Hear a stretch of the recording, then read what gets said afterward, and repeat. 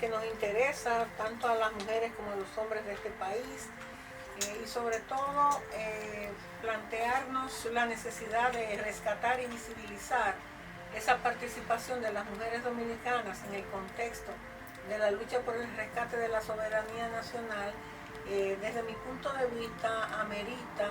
que las reflexiones que se puedan hacer nos pongan frente a la necesidad de hacer ese rescate, de visibilizar la participación de las mujeres. Ese es un capítulo todavía abierto, ¿verdad? Desde el punto de vista de la historiografía, de potenciar y de darle su justa valoración a los aportes en las diferentes épocas de la historia dominicana en que las mujeres hemos tenido como sujetos sociales históricos participación en la construcción, digamos, de la nación dominicana. Y el acontecimiento que justamente estamos conmemorando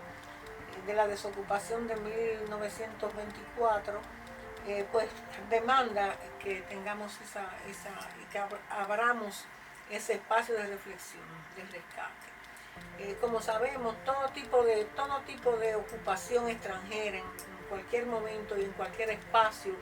del planeta que se produzca, tiene una connotación muy particular cuando se refiere a la condición de las mujeres, de los niños y de los ancianos, que es la población más vulnerable. Y en el caso de la ocupación 16-24 de la República Dominicana, esos elementos están visibles, están palpables en lo que significó el atropello a la soberanía como primer paso para identificar esa violación y cómo impacta en la vida cotidiana de cientos de mujeres y hombres dominicanos el acontecimiento que por 8 años marcó la historia de nuestro país. De manera que me parece que es importante que siempre reflexionemos en esa dirección de rescatar y de hurgar y de identificar a aquellas mujeres que participaron en los diferentes espacios de participación. Pero hay un elemento interesante que yo creo que también vale la pena que reflexionemos sobre él, y es que en la historiografía dominicana justamente la necesidad de que se haga ese rescate y esa valoración de la mujer es reciente. Nosotras no hemos existido como sujetos históricos para la historiografía oficial y para la historiografía tradicional, sino que digamos que como consecuencia de un esfuerzo sostenido de las dominicanas en las diferentes épocas, ha sido necesario que se les tome en consideración y en cuenta. No nos tenemos que complicar mucho cuando hacemos este tipo de reflexión. Sencillamente situémonos un poco en el 19, en el periodo de construcción de la nación dominicana y de la separación e independencia de 1844. Las comunicadas, como hemos estado hablando, identificadas por don Betillo Alfao Durán como las comunicadas, que eran un grupo de mujeres que en el contexto de la sociedad del siglo XIX pues rompieron con los moldes tradicionales e irrumpen al ámbito público, corriendo riesgos tan elevados o mayores que los propios hombres, ¿verdad? Y rompiendo de alguna forma también con esos patrones culturales. Pues esas mujeres que son las comunicadas son las que nos, digamos, trillan el camino de participación de las mujeres en el ámbito público. En el 16-24 se refuerza, pienso yo, esa condición motivada e insuflada por el espíritu patriótico de las dominicanas, por la vocación, digamos, democrática de las dominicanas, y ese es un episodio que siempre vuelvo y digo, vale la pena recrear. Yo siempre sostengo que esos naturalmente no eran grupos homogéneos, sino que, como sabemos, una buena parte de las mujeres que se distinguen y que forman parte de, digamos, de ese espectro de intelectuales nacionalistas que con la pluma y con la acción combaten la ocupación y tratan de rescatar la soberanía mancillada, Pues esas mujeres vienen del discipulado ético patriótico de Salomé Ureña y por vía de heredad, digamos, del postulado ético patriótico de Eugenia María de Hostos. Muchas de ellas fueron alumnas de Salomé, lo que quiere decir, eso refuerza lo que estamos planteando. Otras no, como es el caso de Ercilia Pepín, que no necesariamente fue alumna ni de Salomé, ni formó parte de ese grupo de primeras maestras normales, pero que sabemos cómo Ercilia se destaca y se perfila como una verdadera intelectual nacionalista, feminista, antiimperialista, con una vocación patriótica que la distingue cuando hacemos una revisión, digamos, de esos aportes. Entonces, ese grupo de mujeres participa de manera organizada, como hemos estado diciendo, pero por el mismo hecho que hablamos, de que no la podemos ver como un grupo homogéneo, porque habían diferentes niveles culturales, educativos, económicos, de condiciones de vida, también nos obliga a voltear nuestra mirada hacia ese otro conjunto de mujeres de la sociedad entonces que participa en la lucha por el rescate de la soberanía. Y en ese orden de ideas, algunos estudiosos de la historia del periodo, cual es el caso de Felicerio Ducoudray, distinguidísimo luchador antitrujillista que rescata en Los Gavilleros del Este, una epopeya olvidada, la participación de mujeres en la manigua, y encontramos nombres como los de María Natera, por ejemplo. Encontramos nombres de mujeres que para muchas no son comunes, porque por ejemplo cuando hablamos de Abigail Mejía, o hablamos de Ercilia Pepín, o de Rosa Esmester, o de Mercedes Laura Aguiar, estamos hablando de mujeres que en el campo de la educación tienen un reconocimiento obligado y son referencia obligada, pero hay otros nombres, repito, que ha sido necesario visibilizar y que participan en esta digamos, epopeya del pueblo dominicano, que fue la lucha durante 8 años por la desocupación de las tropas estadounidenses. Y esos nombres son los de María Natera, María Rosario, Felicita Rombalde, Lolita Rondón, Silvana Infante, Desalina Chavarría, Catalina Sedano, las hermanas Felicita y Olimpia Garrido, así como también otros nombres notables recreados, como el de Mary Mota, Maximina de la Cruz, Lola Cepeda, Rita Campos, María Girón. Ellas forman parte de ese capítulo necesario por escribir y reescribirse de la historia de la mujer dominicana, como digamos el capítulo de las llamadas gavilleras del Este, que por sus condiciones materiales de vida, la mayoría de ellas probablemente analfabetas, pues desafortunadamente no tenemos la referencia documental de su accionar, como la podemos identificar esas otras mujeres provenientes de la pequeña burguesía urbana, maestras, que legaron textos interesantes, importantes, olvidé, Ercilia, Rosa, Abigail, o sea, que forman parte de esa parte del pensamiento social y político de las mujeres en el contexto de la primera ocupación militar de los Estados Unidos a nuestro país. Sostengo quizás una categoría que para muchos podría entenderse como una incorporación, digamos, a las categorías y a la definición de condiciones históricas de las mujeres, que aquellas, las del 16, como las del 1838-44, las que participan con los trinitarios en la idea de ese proyecto de nación que todavía estamos anhelando que cristalice, ¿verdad? Cimentado en la idea del derecho del pueblo dominicano a constituirse en una nación absoluta y totalmente soberana, pues aquellas también ejercieron la ciudadanía moral. Por lo mismo que hablamos, que desde el punto de vista jurídico formal no éramos ciudadanas sino hasta la década de los 40 del pasado siglo XX, cuando se reconocen los derechos políticos y civiles de las mujeres. Y entonces, pues, la ciudadanía moral tiene un peso tan específico, pienso yo, y tan importante como la ciudadanía jurídico-formal. Usted que es jurista, podrá acompañar en la idea o enriquecerla desde el punto de vista jurídico-formal, la condición de ciudadanas. Entonces, ese es un elemento. El otro elemento que señalamos es cómo ellas irrumpen del ámbito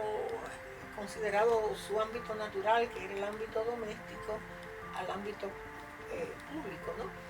Y eso ya tiene una connotación de gran importancia, porque a partir de ahí, no olvidemos que estamos en el contexto de la década de los 20, que la idea fuerza de la época era el derecho, la lucha por el derecho al sufragio y la corriente feminista, que entronca entonces con esa primera experiencia de irrupción y participación organizada de las mujeres en el marco de la lucha por el rescate de la soberanía nacional. Y se producen importantísimos acontecimientos, partiendo, por ejemplo, de la necesidad de denunciar permanentemente el atropello de la violación de la soberanía de la República Dominicana en los diferentes niveles, tanto en el espacio de nuestra geografía nacional como en el extranjero. En Nueva York fue creada una Junta Patriótica de Damas, o sea, en Estados Unidos, en todo el territorio nacional fungían el agrupamiento de las mujeres nacionalistas, y su expresión más interesante se va a dar con la organización de la llamada Semana Patriótica, ¿verdad?, que se produce bajo el influjo del Cilia Pepín desde Santiago. En Santiago se plasma la idea y se lleva a cabo una portentosa manifestación de mujeres exigiendo la desocupación de nuestro país. Y esa Semana Patriótica de Damas, esa Semana Patriótica que queda constituida entonces como una referencia obligada, cuenta con una expresión masiva del pueblo dominicano en respaldo, pues, a la demanda de la desocupación. Esto se produce en 1920, entre los días 12 y 19 de mayo de 1920, y esa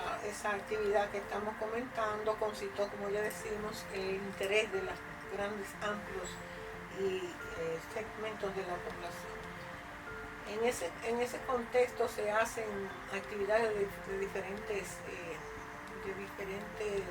tipos, culturales, políticos, porque el otro elemento que yo pienso que es siempre importante que enfaticemos es en el dato de que la lucha patriótica en las diferentes épocas de la historia en la que participan mujeres y hombres tiene un acentuado carácter patriótico, ético-patriótico, pero son actividades políticas. Entonces ahí podemos también situar la importancia de ese accionar de las mujeres que actuaban imbuidas por el sentimiento patrio, pero ese sentimiento patrio se potencia como una acción política, y eso pienso yo que es importante que siempre se tome en consideración. En el caso que nos ocupa, como ya estamos hablando, de segmentos de la población femenina, de diferentes estratos y condiciones materiales de vida, de diferentes, formación cultural, etc., tiene un carácter de clase. Tiene un carácter de clase porque las campesinas del este, del movimiento que en el este se da, que es el más virulento y se explica por las características también de la zona, que es allí donde están concentradas las entidades económicas más importantes de la producción azucarera, que, como sabemos, el imperio norteamericano tenía que proteger sus intereses en esa línea de identificación de la nueva función del capital monopólico, de la explotación de capitales, etcétera. Y entonces, lógicamente, que en el este vamos a encontrar una virulencia mayor que tiene que ver con las características que le anteceden, porque sabemos que el este también fue un escenario, y eso lo trabaja con mucha propiedad la historiadora María Filomena González Canalda, situando el gavillerismo, ¿verdad?, pre-ocupación y post-ocupación. Pero también es importante, Vladimir, cuando hablamos de esta categorización, comillas, que se le da a los combatientes de la ocupación, que los Estados Unidos siempre han llamado bandidos y gavilleros aquellos, naturalmente, en este caso decimos que el ladrón juzga por su propia condición, aquellos pueblos que han tenido la valentía, el valor, la dignidad de enfrentarle en sus políticas de agresión, de opresión, como nación imperialista que es, y entonces, claro, son los bandidos, son los gavilleros. Entonces el gavillerismo tiene una connotación de bandidaje y una connotación patriótica. De manera pues que todo eso va acompañado de otros elementos que están en el mismo proceso que estamos comentando y que es también necesario visibilizar. Yo decía en una ocasión que soy opuesta a todo tipo de intervención extranjera en cualquier lugar del mundo que se produzca, por lo que hablamos, de que son los niños, mujeres y ancianos la población más vulnerable, más abusada, más atropellada en el conjunto de la sociedad. Entonces decía que hay unos elementos muy importantes que casi pasan desapercibidos o se soslayan en términos de la violencia que comportó la presencia de las tropas, y era la violación de mujeres, el secuestro y violación de mujeres y probablemente de adolescentes. O sea, está documentado y registrado por algunos historiadores cuál es el caso de ese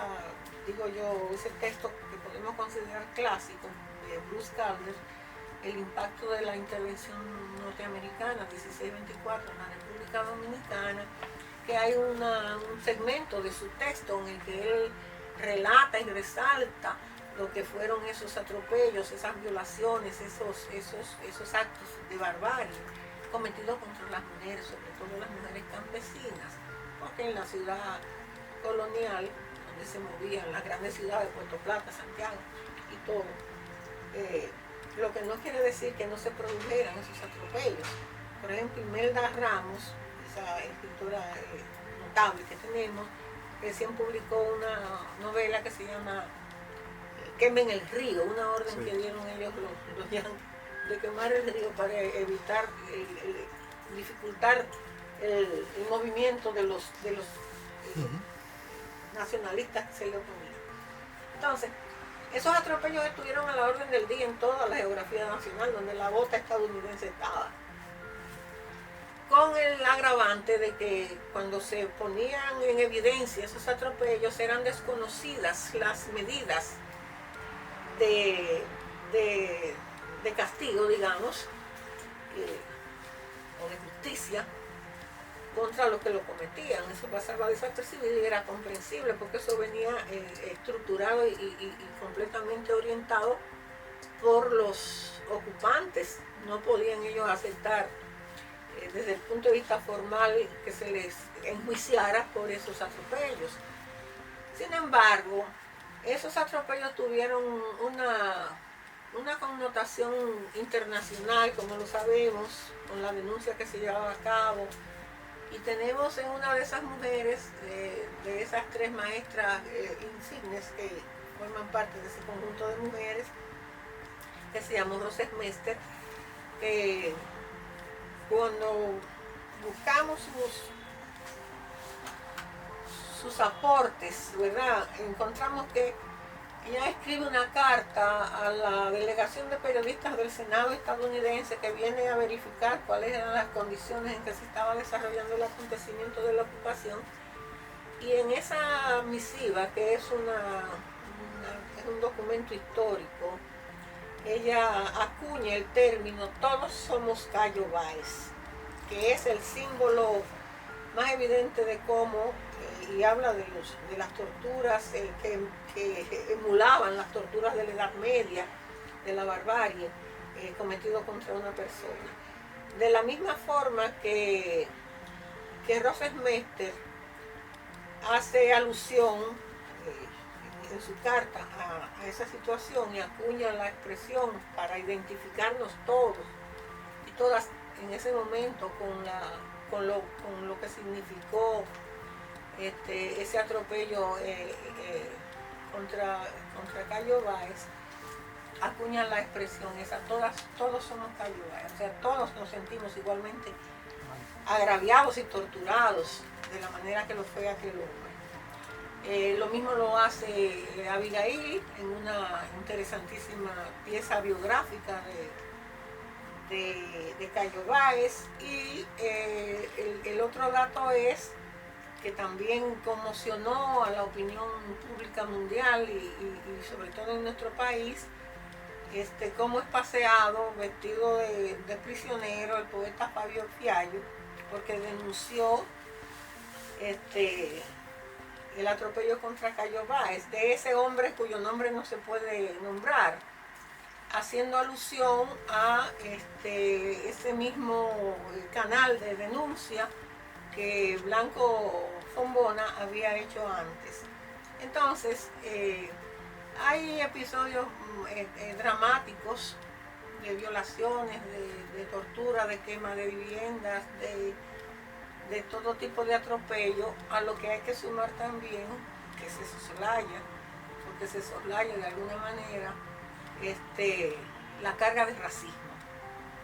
que la ocupación norteamericana puso en evidencia, la tropa estadounidense en nuestro país. Entonces, yo pienso que este es un episodio de la historia contemporánea que produjo sobre todo importantes piezas en el orden de la literatura, de la novela, de la poesía y de textos políticos también, pero si hacemos una comparación desde el punto de vista del desarrollo de las temáticas en la historiografía dominicana, nos vamos a dar cuenta de que, y lo entendemos, de que durante la dictadura de Trujillo no era factible, ¿verdad?,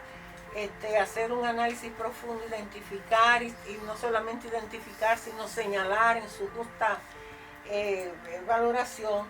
los acontecimientos que se dan entre 1916 y 24, porque Trujillo era hechura de los Estados Unidos.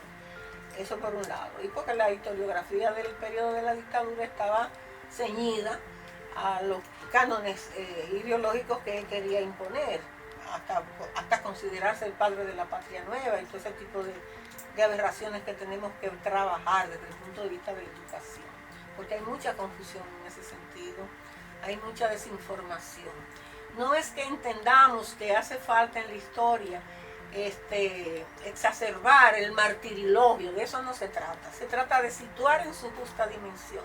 lo que aconteció durante esos 30 años de dictadura en nuestro país. Hablábamos de que otro de los componentes de la presencia de las tropas estadounidenses en nuestro país, 16-24, fue el racismo, expresado contra la mayoría de los dominicanos considerados de piel como la brea por parte de los ocupantes, con la falsa idea de la superioridad blanca que todavía manejan, de entender que los pueblos que supuestamente, bueno, y después lo va a recrear Hitler como buena parte de todo ese conjunto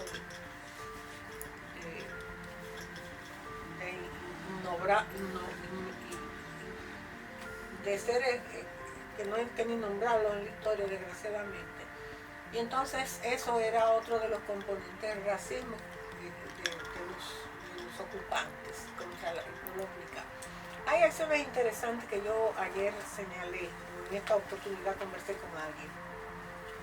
Y bueno, por ejemplo, tan solo pasaron 42 días de la ocupación de noviembre de 1916, la declaración del jefe de la ocupación, NAC, solo habían pasado, vuelvo y digo, 42 días cuando se produce un importantísimo acontecimiento que se refiere a la conferencia que dicta Ercilia Pepín en enero del 17 en Amantes de la Luz, ya denunciando, rescatando a Duarte como valor y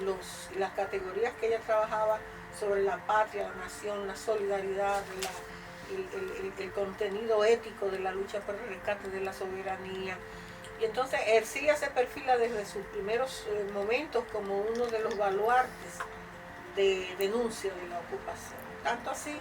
que al ser ella invitada a participar en un evento internacional, ella responde con la dignidad que le caracterizó su tradición de maestra nacionalista y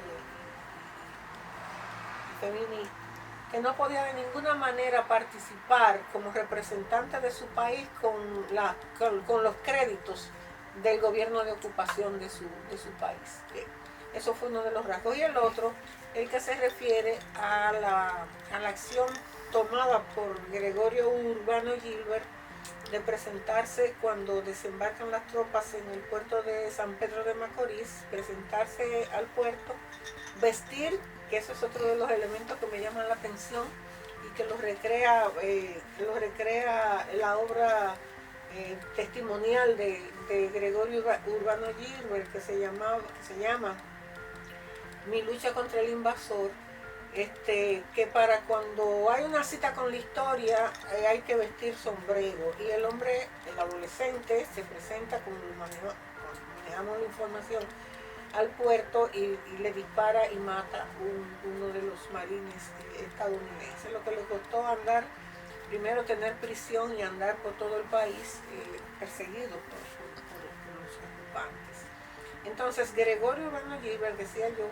es un ícono, un personaje de gran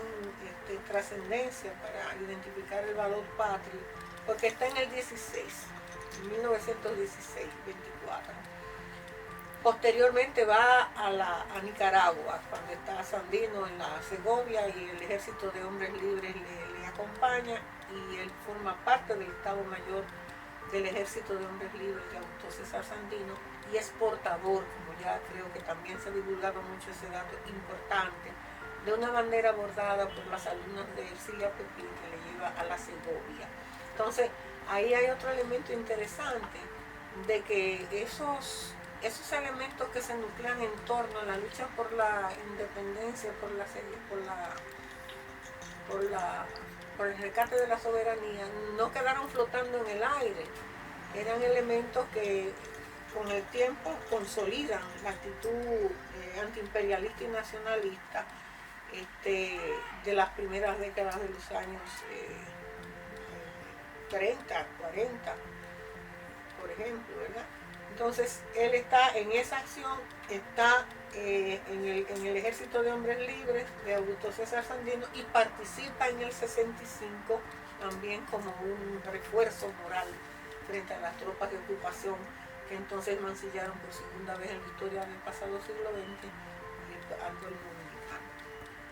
Entonces con todos estos elementos que son ricos en el análisis, en la valoración de lo que ha sido la conducta histórica de la mayoría de los pueblos del pueblo dominicano, tenemos que manejarnos porque estamos en un contexto de enseñanza de la historia, por ejemplo, de revisión de muchísimos de los elementos que la componen, que se pueden considerar como antivalores. Entonces es necesario que la juventud hurgue, que busque, que conozca, que se sienta dignamente heredera de todo ese sacrificio que configura la historia dominicana. En el caso muy específico de las mujeres, eso es uno de los componentes claves que tenemos de trillar el camino de la investigación y de rescate de la participación de las mujeres dominicanas como sujetos históricos. Afortunadamente hay una muy buena corriente de jóvenes historiadoras dominicanas que desde los diferentes perfiles, ¿verdad?, de la misma han tratado de resarcir esa falla de nuestra historia, que no es nada exclusivo de la historia dominicana, porque sencillamente la historia tiene una connotación en términos de sus más notables exponentes a través de todo el desarrollo de la humanidad, y la historia está escrita desde la perspectiva masculina. Entonces, por eso no es extraño que cuando hacemos un intento de rescatar a las mujeres, las del 16-24, no aparezcan como un componente tan importante en ese proceso de apoyo logístico y de participación a la lucha por el rescate de la soberanía nacional. Están lógicamente los intelectuales nacionalistas, Américo Lugo, los hermanos Enrique Carvajal, está García Godoy, los hermanos Blanco Fombona. Hay un conjunto de intelectuales que se rumban por la corriente del rescate de la soberanía masculinos. Pero ¿y entonces dónde están aquellas otras? Como ya simbólicamente hemos identificado a 3 de ellas, pero ahí está, por ejemplo, Adriana Morales Villini Morales, ahí está esta que acabamos de hablar de Mercedes Laura Aguiar, ahí está Petronila Angélica Gómez, que durante el mismo espacio de intervención, en el año de 1922, comienza a publicar la revista Fémina, que fue un vocero tanto de defensa de los derechos de las mujeres, como también de defensa del pueblo dominicano y su derecho a la autodeterminación, a enfrentar la tropa extranjera. De manera pues que esto no es más que un capítulo abierto para también colocar en la dimensión que le pertenece a las mujeres. Sin tratar de caer en anacronismo, que así lo he dicho, las mujeres del 16 abrieron el trillo que condujo a que en el 1965 ya otro conjunto de mujeres importantes participa de manera notable y activa en la lucha que se da una vez que la defensa de la soberanía popular, que era el rescate de la Constitución de 1963 y el retorno del gobierno legítimo que encabezaba el profesor Bosch, y el giro que toma ya no es una lucha por la soberanía popular, sino por la soberanía nacional, una vez que las tropas de los Estados Unidos el 28 de abril invaden nuestro país. Entonces esas mujeres del 65 que tenían formación política partidaria, las de principio del siglo tenían formación política porque los seres humanos somos políticos por naturaleza, pero no tenían connotaciones partidarias. Entonces las del 65, que ya tienen toda una trayectoria de lucha, muchas de ellas por el rescate de la democracia en este país, militantes antitrujillistas, militantes de los partidos de izquierda, militantes de la Federación de Mujeres, ellas son herederas de las del 16-24, hay un hilo conductor que las identifica. Y entonces creo, Vladimir, que es un capítulo que está abierto, de búsqueda permanente y de exaltar y valorar esa participación, lo que naturalmente no deja de pasar por un espíritu crítico de ese proceso. ¿Cuál es la situación en términos actuales que ve usted de la mujer en términos sociales? ¿Entiende usted que de alguna manera ese giro historiográfico que se ha producido ha ayudado de alguna manera a que la mujer en términos sociales hoy en día pueda tener más participación? Claro que sí. Es que no se puede hablar de democracia en ningún espacio sin la participación de las mujeres. El movimiento feminista del principio del siglo XX, digamos, lo que tiene que ver con la incorporación de la interpretación de la historia con el rescate del género como categoría de análisis de la historia a partir de los 70, pues tiene que ver justamente con esos logros que no son todavía los suficientes, porque de lo que se trata, yo pienso, es de desarticular paradigmas milenarios como es el patriarcalismo, el androcentrismo, y colocar en la justa dimensión la posición de las mujeres como sujetos sociales históricos. Porque de la misma manera, independientemente de las tecnologías en el campo de la reproducción humana que se puedan estar implementando, independientemente de eso, sin la participación del hombre y la mujer no es posible la vida, sencillamente que no. Entonces, pienso que es muy importante desarticular esos paradigmas que están estructurados definitivamente por la visión patriarcal y que lo vemos en cuestiones como lo que hoy acontece con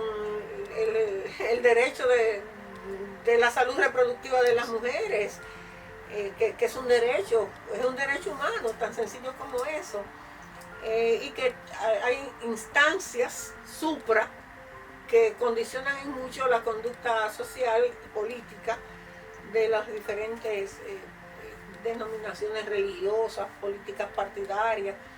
Que hay también un problema que yo pienso que siempre nos llama a la atención, y es que esa estructura patriarcal como conducta se refleja mucho incluso en las organizaciones políticas partidarias que se asumen progresistas.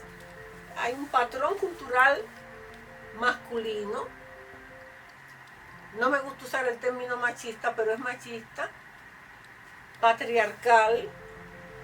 que es lo que de alguna forma obstruye la viabilidad de una relación de equidad, de respeto a la condición de la mujer como sujeto social. Entonces,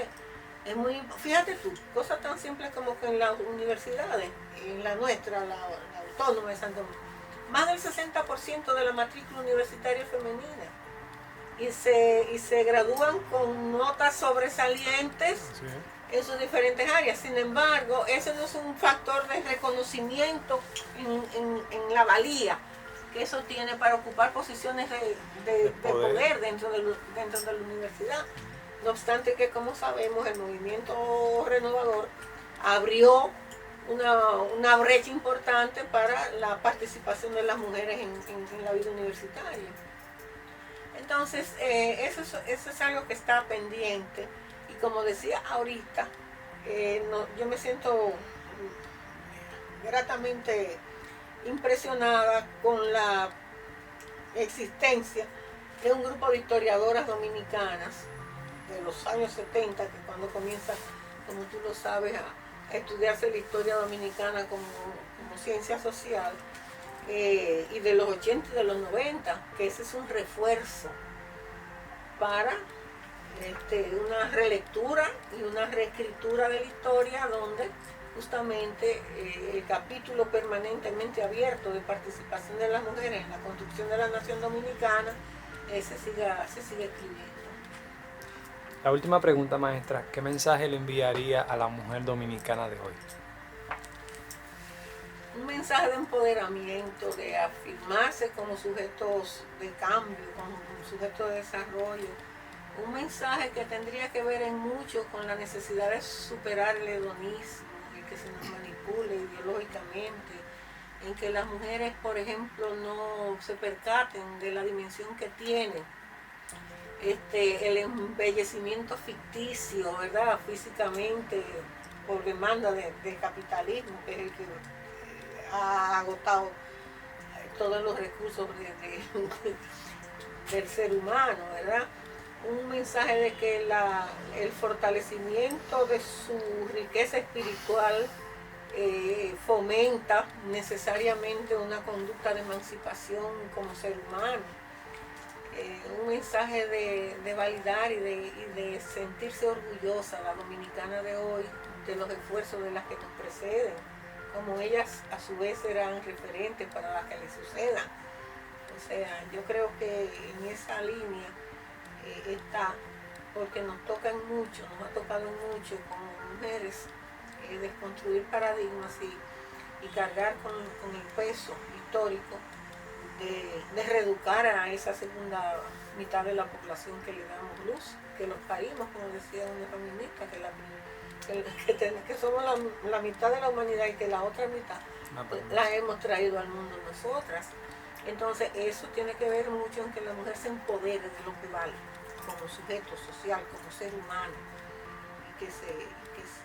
que la relación hombre-mujer esté fomentada en el respeto como seres humanos que somos. Perfecto, muchas gracias, maestra, por conceder nuestra entrevista. Gracias a ti, Vladimir, ha sido bueno compartirlo, que ya te considero mi colega. Gracias, igual.